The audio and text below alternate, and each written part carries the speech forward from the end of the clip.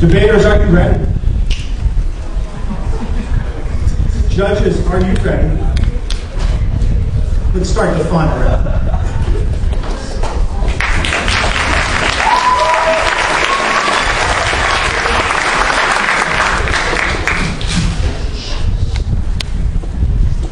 Before I start, I'd just like to say I've looked at this position for years since I started debating. I've always been greedy that people got to be here, so it's a great honor to be in this institution. I just want to thank Windsor High School once again.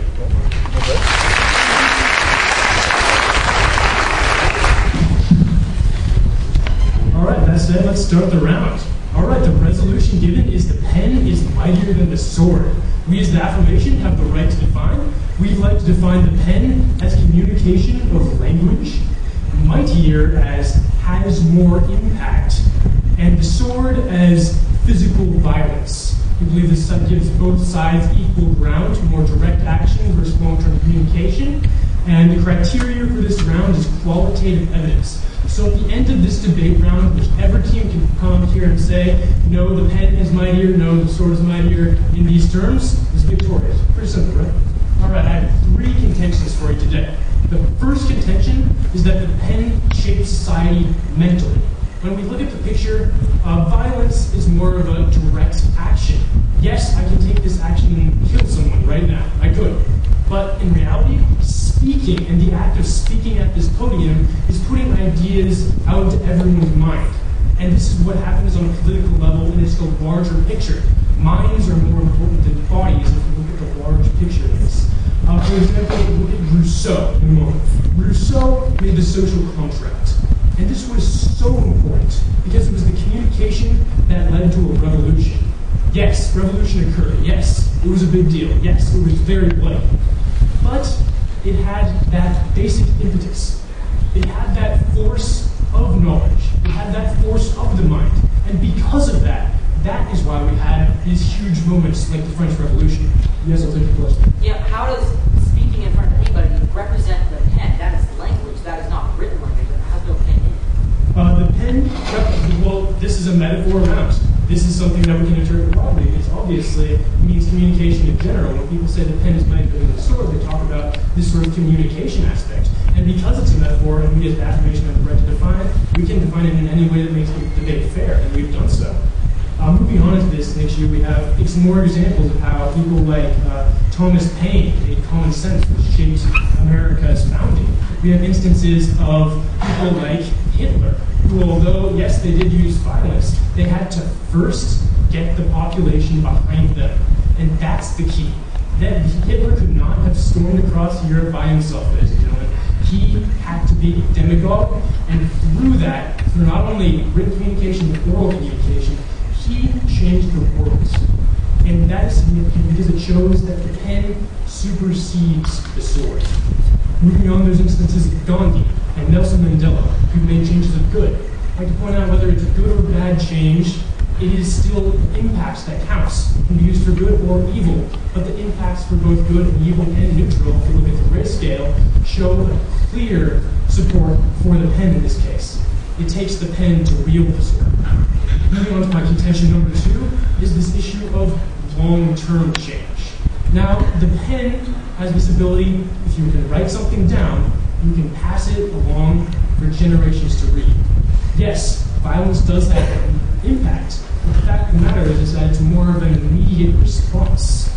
We can go to war, but after the war, what do? We sign a treaty, and that's what's lasting. We have to find these words that build us up for the long-term benefits. And this is more examples of how the pen is better because long-term is better than short-term. It's the bigger picture, it's the larger picture, and that's what we need to be grasping today. That is more important. Furthermore, we have instances of, for example, the Constitution, words that have kept this nation roughly united for hundreds of years. And the Pentagon Papers in Vietnam that shaped the violence and eventually led to a withdrawal. For Walter Cronkite, when he said that the war is going to end, affected Middle America and made the change that eventually resulted in coming out of Vietnam. It's these instances that really shape society and take away the power from violence and move us forward. Now that said, I'd like to get into my final contention number 3, and that is that the pen is more tangible. Look at our society. I mean, look around the room. We're a bunch of peaceful people. I mean, we're sitting around in chairs. They're nice, big, comfy chairs. They're comfortable, right? And we as a society represent a lot of people. A lot of people aren't having these violent acts. They aren't using the sword. None of us are using the sword. Most people in America and a lot of other countries aren't using the sword. Violence rises up. And yes, the news focuses on it. The media focuses right in on that event and says, look at this. This person is shooting up this person. Look at this crime. Look at this war. Yes, that occurs. But once again, the media forgets the society as a whole. That if you look around us, we see a world that for the most part is peaceful. That most people can't grab onto this violence. That it is something that is so much more, that violence is more intangible because people don't have the access to it. When you're raised in a peaceful society, there's less likelihood of that violence. And so because the pen is able to become in every society, that gives it more power. If more people can use it, that gives it the impetus of power. Because more people means more power. And so ergo, you have this situation where the pen, once again, is mightier than the sword. Let's look at America, for example.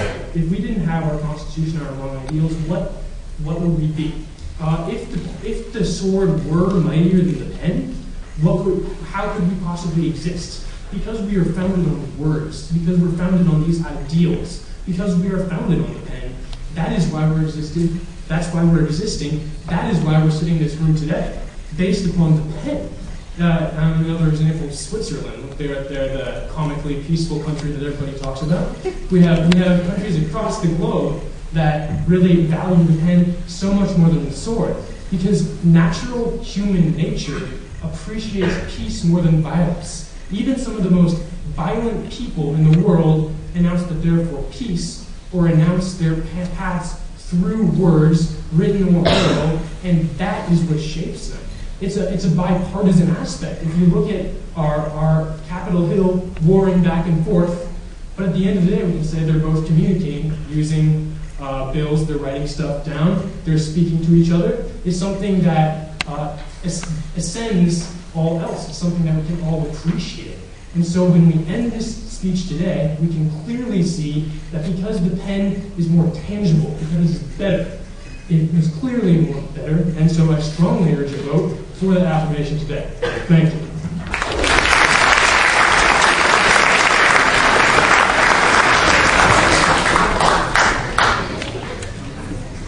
Okay, just kind of test it. Is this a good distance? Because I tend to shut.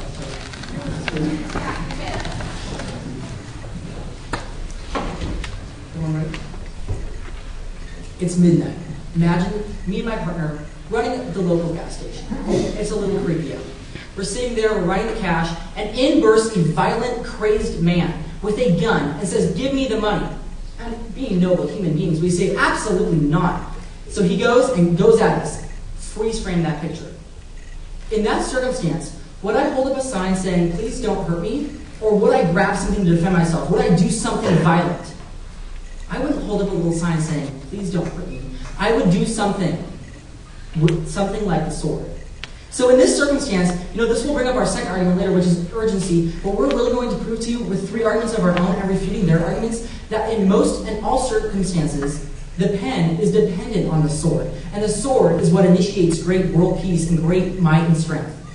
So our first argument, we agree with their definitions. We don't want to run too many technicalities, although it is a little iffy that the pen is just such an all communication. Usually it's just written communication, but we're not going to argue that too much.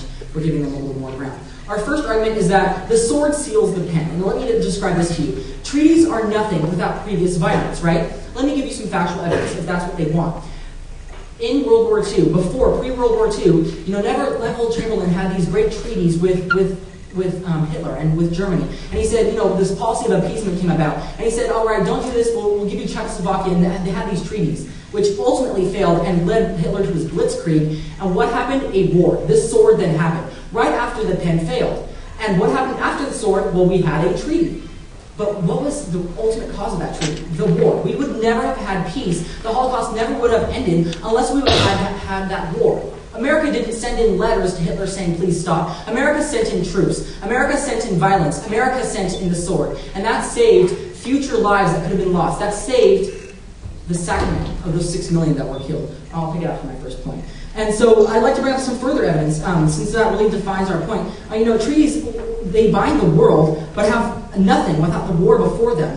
Don't take my word for it, take this other piece of evidence, the Civil War. There is no way, on paper, you could end the slavery. There's no way. How did slavery end? Because of the Civil War we had. There was great blood spilled. 700,000 people died. But it was all for the long term. It was all for the greater good. The South had to be defeated, and then we had the Appomattox Courthouse Treaty. Treaties come after wars, and only then can they be used. I'll take you forward. Oh yeah, you talked about how America had to become united. What united America? What united America? Well, America was first split by different beliefs, but what united them was the actual force saying, this is not correct, we stand against this frown. What united America was the Civil War and the results of the Civil War. Your treaty, however, if you had had the Appomattox Courthouse Treaty without a war, the South would have laughed at the North. Our second argument is urgency. This goes back to my intro. When people's lives are on the line, holding up a sign or holding up a gun is a completely different thing. Evidence for this is Darfur. Every day, the United Nations and the United States waits to go in and use actual violence. And that's every day that many lives are lost. Because in Darfur we don't use violence and we try to use diplomacy, we try to use some sort of a pen, there is failure. Furthermore, if I'm under attack and someone's running at me, I'm not going to bring out a contract. I'm going to defend myself. I'm going to use the sword. Therefore, it's sparing my life. It's saving my life. It's saving other people's lives in Darfur. The pen saves lives. The impact of this is lives lost daily because of lack of the sword, and lives saved because of the sword used. In conflict, the sword is much mightier than the pen.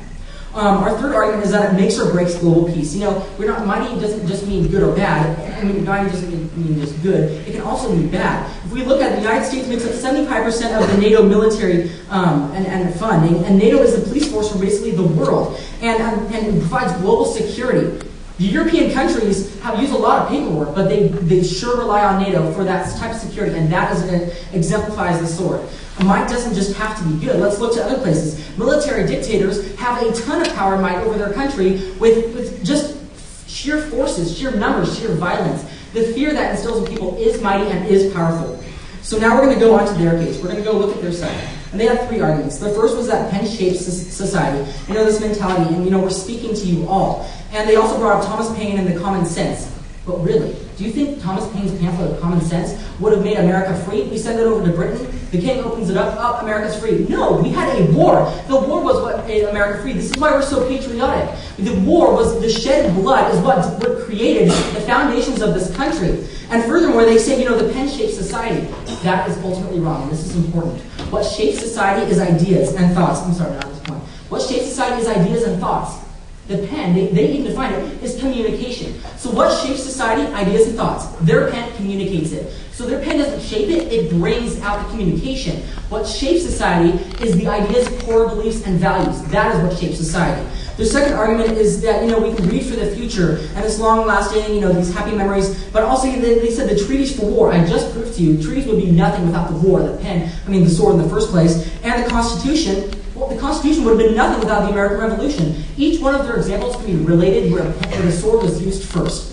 The third argument, the pen equals more tangible. We as people are here, but let's face it. We as people are here because of the laws that govern us. The reason my mom doesn't jump at me for emptying the dishwasher is because I could call the police. I could do something. The police will come. There are the laws that we have, and that there's paperwork, but there are things behind that, like the police force, like NATO. The sword is behind the pen in every circumstance, and we've proven that to you with every example they brought out on the fly. Clearly, the sword is mightier than the pen. Thank you.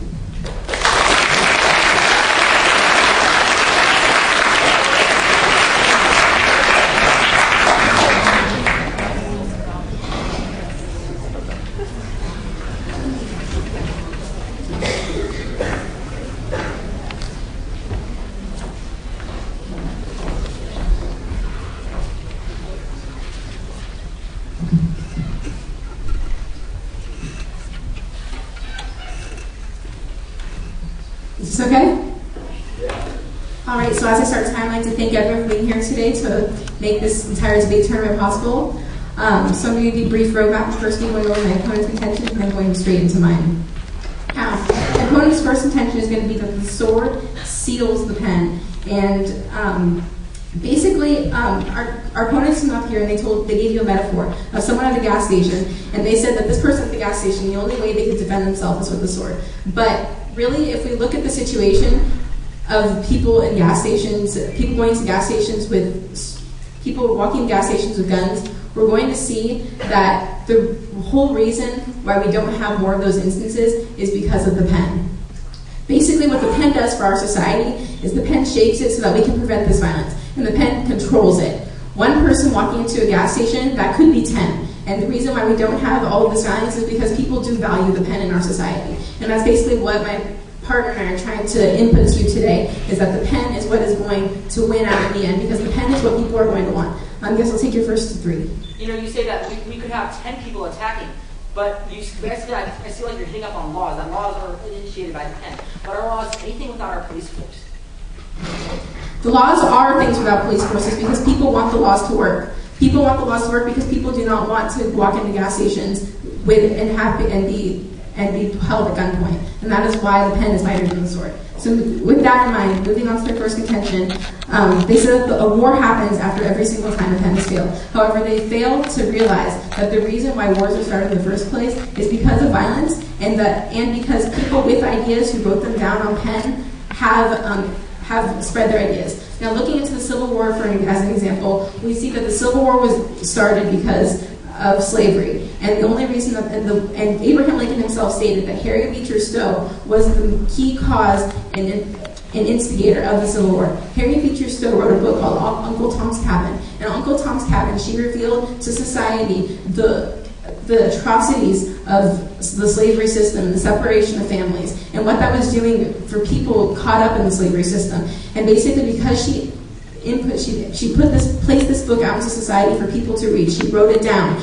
People realized the atrocities of slavery, and people thus went to war to end it. And at the end of this war, it wasn't all the lives killed that saved people.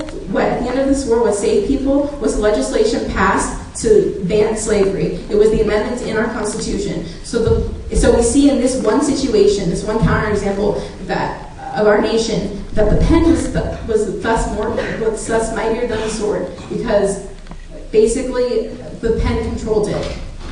I guess I'll take your second of 3. If you mentioned that Uncle Tom's Cabin was so powerful and so mighty, then why, if I handed that to a slave owner, would he not just set his slaves free? Was it not the war that actually initiated that setting of the slaves free, not the pamphlet? No, it wasn't the war that initiated. It was not the war that initiated that. The pen initiated the war because the people read the book and the people sought change from this. Because the people knew that the pen, because people read what she had written down, the people knew what was inherently wrong with the system. The people were the ones that wanted this change. It wasn't the war that abolished slavery. It was going to be the legislation, and Harriet Beecher Stowe gave us those ideas by communicating them. Now, moving on to their second contention, that the blood spilled is what saved people. I believe I just repeated that for you again. Using this exact same example of Harriet Beecher Stowe, we see that the blood spilled didn't save lives. And going further into the common sense example, now another literary work, we look to the American Revolution in this country as the foundations for our nation. And basically what we have when we look at that in common sense is that Thomas Paine told the colonists, this is inherently wrong what's being happened to us by King George III. King George III is oppressing you. And that is why the American Revolution started. The American Revolution started because someone wrote down their ideas and communicated that to the people. And the people saw that as being what was inherently right for them. And that's why the pen is going to be mightier than the sword in the end, because it's going to be what the people want for themselves. Yes, this is your last question. What was more important for freedom? Was it the American Revolution, or was it Thomas Paine's book? What was more important for freedom of African Americans? Was it Harriet Beecher Stowe's writings, or was it the Civil War?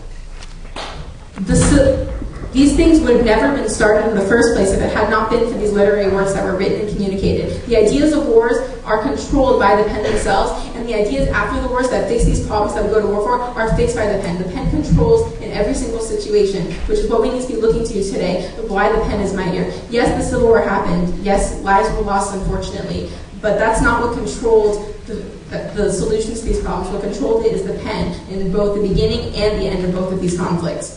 Now, moving into our own contentions,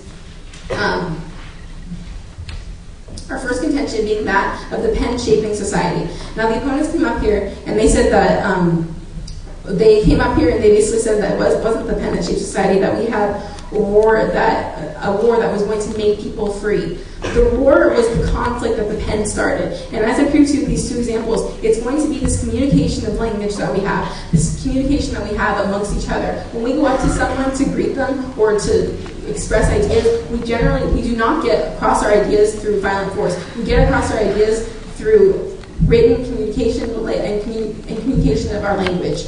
So basically, language is what has powers in all of these situations, and my partner and I are bringing up for you today. Let's look to Rousseau for the social contract again. People give up their rights to the government in order to have more rights for themselves. And the reason they do this is because they know the government can pass legislation. The government passes legislation that's written down and what's going to be more powerful for us in the end. And so basically, using that one example, we ourselves give up our rights to the pen because we know the pen is mightier and because we want the pen to control the violence that occurs. And then moving on to our second contention, the key contention this round is that the pen is more tangible. And the reason why the pen is more tangible is because it's the laws that govern us, that prevent us from having more violence in our society.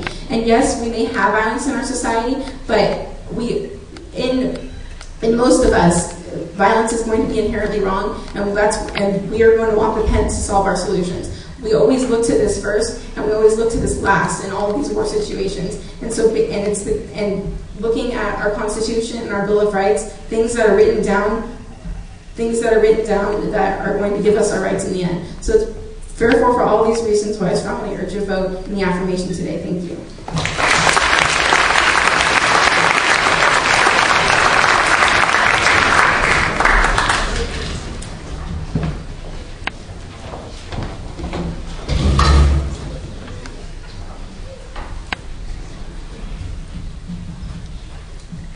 Good afternoon and good evening. Is everybody ready?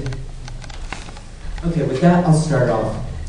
Once again, on behalf of the opposition team, I just want to extend thanks to everybody here, especially to the judges for being here to judge this last debate. Judges, today I'm talking to you. I want to show you all why the pen is mightier than why the sword is mightier than the pen. And this is important. A lot of things were talked about, a lot of things were mentioned, but what's important is that the sword needs to come before the pen, or at least with it. And let me explain. And I'm going to start my speech first with the opposition's case, and then move on to the proposition team's case. And, I think that our first point about the sword, sealing the pen is important. My partner came up here and he explained how, the sword, you need the pen, or you need the sword to protect anything with the pen, whether it be a treaty, whether it be a writing. The sword needs to come with the pen. And they say, people want laws to work, it doesn't matter, they mentioned how in the Civil War, it was Harriet Beecher Stowe's writing that started the Civil War. That was the reason why it happened. Judges, I'd like to ask you to look at this as an equation. If we have Harriet Beecher Stowe as A, and the Civil War as B, and the independence of African Americans as C, and we use the A plus B equals C equation, what we'll find is that even if all these equaled American independence, if you could subtract one, I ask you, which one would you subtract? Could Harriet Beecher Stowe's writing, A equals C, could Harriet Beecher Stowe's writing have equal African Americans independence and freedom? No, you needed the Civil War. If you could take away anything, whether it be the writing or the sword, which one would have been more impactful? Which one would have made the impact? It would have been the violence. As much as I hate to say support violence, but this violence would have been what the result is.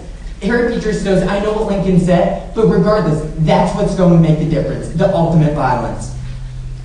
Second, just on, if you're judges, if you're following, the proposition team failed to refute our set point A of this first contention about Neville Chamberlain in World War II. This is a huge idea. That Neville Chamberlain during World War II, he just, he trusted the pen. He said, let Germany, go and just totally, take over Czechoslovakia. I trust it.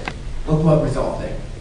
Them eventually trying to take over half of Europe, them killing over 6 million Jews, and the result of, the atrocities that followed.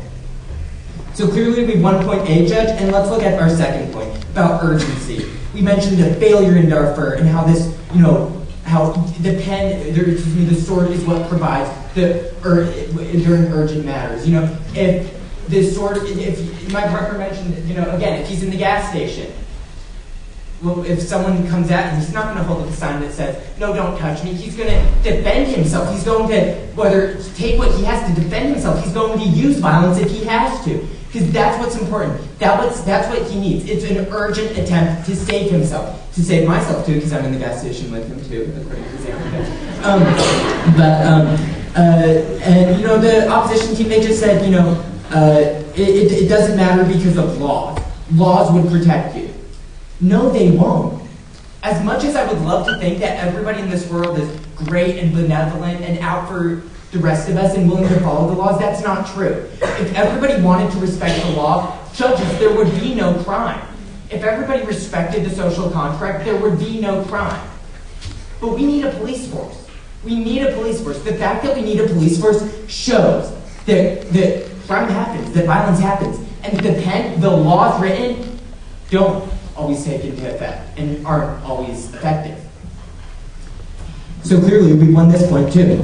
The third point, the idea that it, Sure. How can you have a functioning society if everybody believes that the laws will not protect them? Laws do protect them. But the only reason why laws protect them is because we know if I call 911, the Windsor Town Police will be coming out here.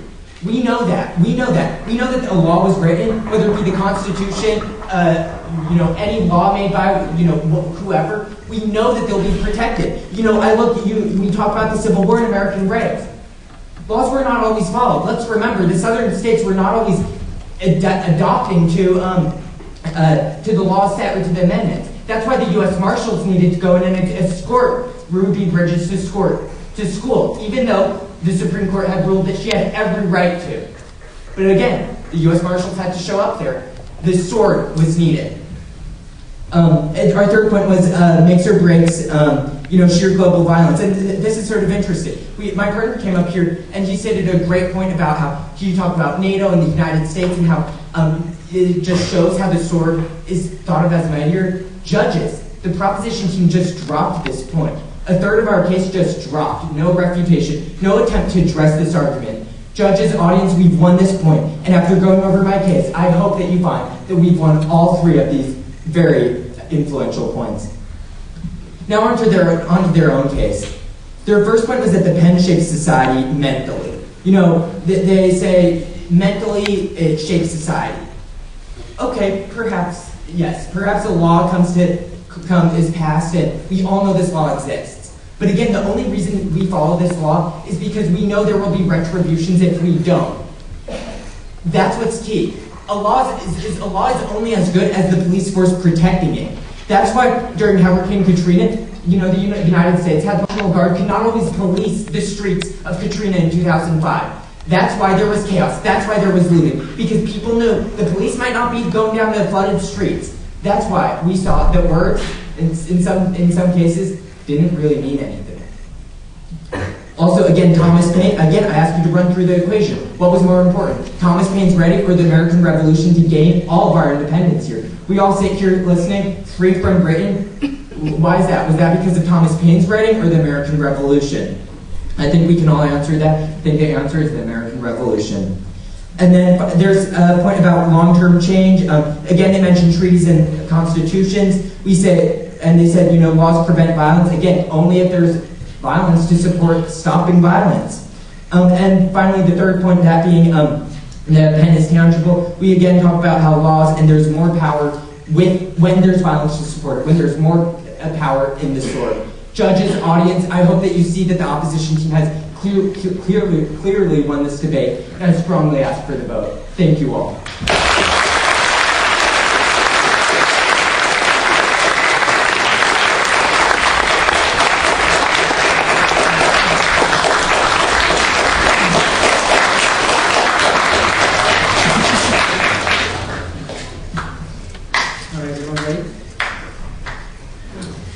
I'd like to thank our judges, audience, my partner and opponents. This has been a great tournament and a great debate.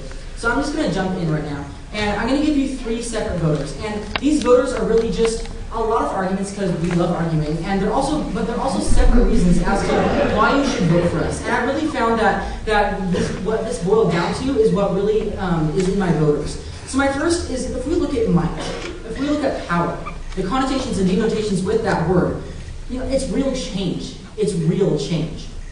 And when we look at both teams, they brought countless examples of influential documents, right? But none of them made the change.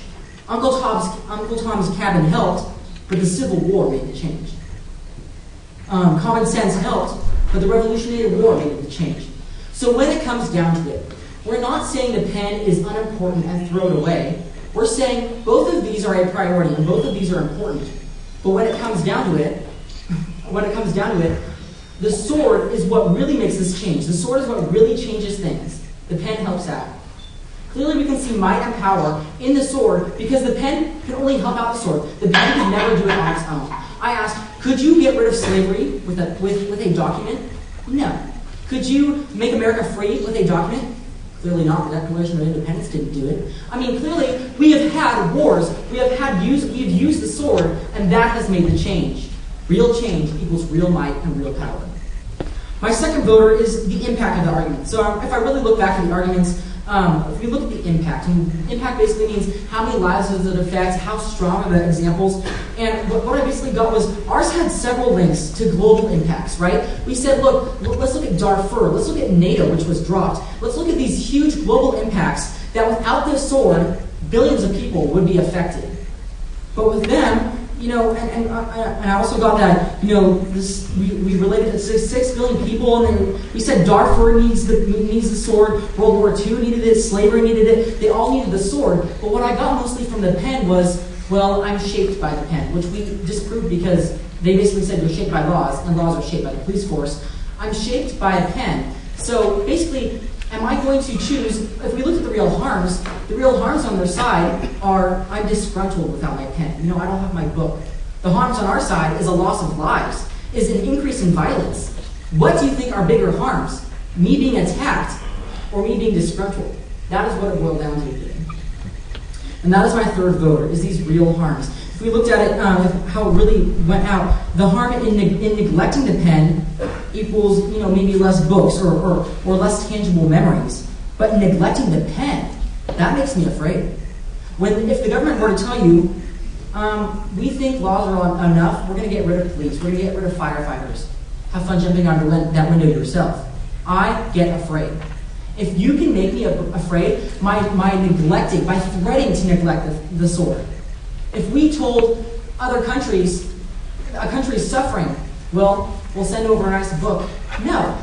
They would be afraid if we didn't send over troops.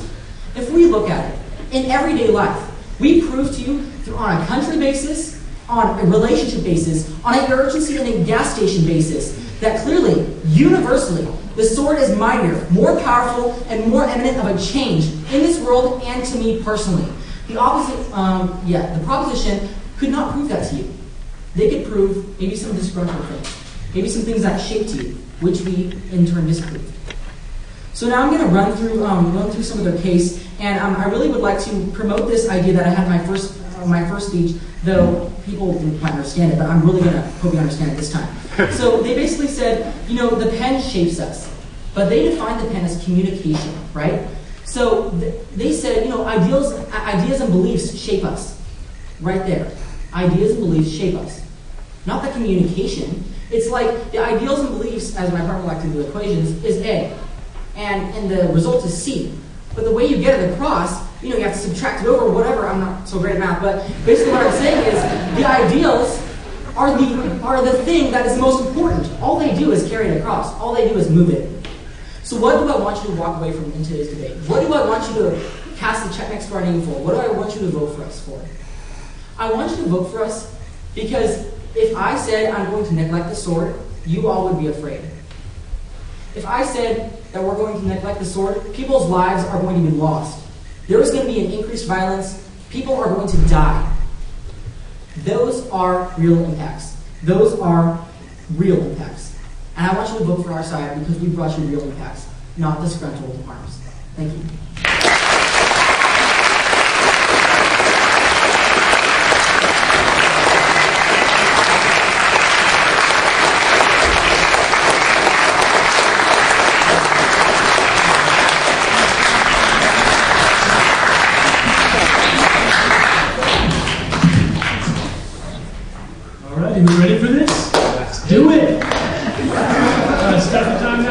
Okay, I would like to prove to you right now that when we walk out of this room, that affirmation should be the team that wins. I'd like to make one point and then go into two voting issues as to why this is. The first point is the misconception my opponents have brought this entire round about ideas and beliefs being different than communication.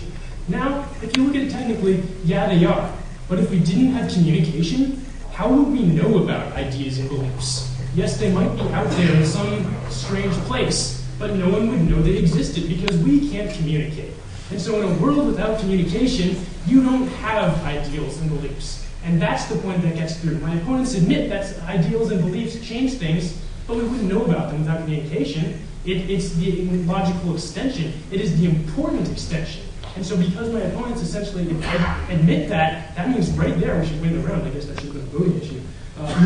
Moving on to my first real voting issue is that the pen, in all cases, does supersede the sword. Let's look at the gas station analogy. It's a wonderful analogy. I love it. Okay, so but we can't just look at the small picture of the direct actions taking place in a gas station. We have to look at the culture behind the gas station. Why did the person run into the gas station? Because he had the idea to. Because he had heard through communication that crime pays. And that's why he did it. He heard through some sort of, he talked to the other gangsters. He found out that way. And secondly, we have to talk about, what about the cops? They just said that we've already got to have force. We have to have the police. We have to have the military. But why does the military act? Is because they have the key communication skills to know that if they didn't act, they would have some insubordination problems and they would be ejected from the army. But if they didn't know that, then they would just act randomly. And so the fact of the matter is that communication directs everyone in the military. I'll take your one question. Okay, yeah, so you said this man who broke into the gas station is real powerful because he had the ideas. But if the police force stops that man and puts that man lower than him with force, does that mean that force, the sword, superseded his pen, which were the ideas? Well, that actually wouldn't have taken place if the people had actually read. People make their actions because they know the results of them. They know the results of them because of communication. I don't run over there in the other side of the room because I know that would be weird because people would talk about it. And that's a terrible analogy, I know that. But the fact of the matter is that it does exist. People take every action because they know things. They have the psychological ability to know the repercussions. How do they know the repercussions? Because mommy and daddy taught them when they were kids. They taught them to talk. They taught them to learn. They taught them to appreciate everything about this. Every single act is preceded by knowledge, and knowledge is brought on by communication. Ergo, communication always supersedes the sword and is always more powerful. It directs the sword. It shows where the sword is going to strike. It shows that. Moving on, one little point about how they said in Katrina people would not have looted if they'd heard the police were coming. Once again, in their own language, they're saying if people heard this, people heard that all relates to our points. We're all getting this across.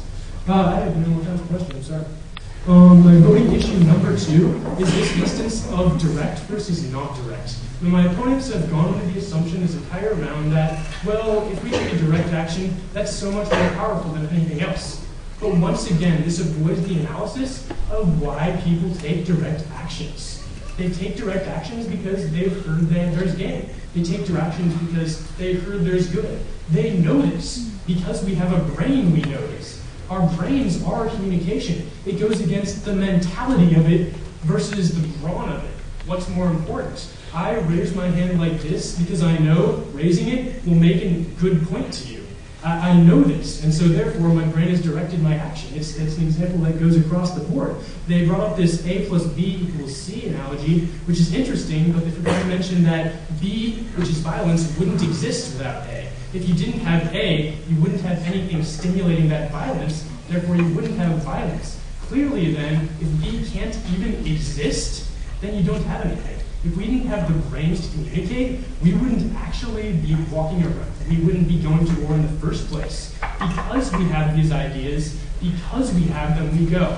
Wars are begun by ideals and ended by ideals. We start them because we disagree with people. Why do we disagree with people? Because we heard that. They ended too. And so for all these reasons, I strongly urge a vote for that affirmation.